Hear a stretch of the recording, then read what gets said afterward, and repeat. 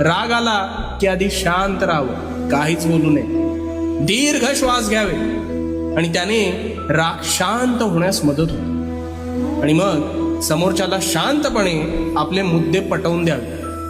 आता तू प्रामाणिक असशील तर त्यालाच खजील झाल्यासारखं होईल बघ. इथेच तू जिंकतोस.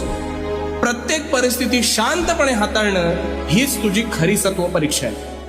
आणि लक्षात ठेव, रागामुळे तुझंच मानसिक आणि शारीरिक संतुलन बिघडतं. आणि या कलियुगात राग धरून ठेवू नकोस रे.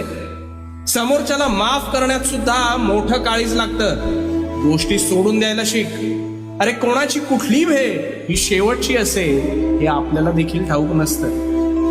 त्यामुळे प्रत्येक परिस्थितीत शांत राहायचं, स्वतःवर ताबा ठेवायचा आणि हो, भिवू नकोस, कारण मी तुझ्या पाठीशी आहे. भिवू नकोस.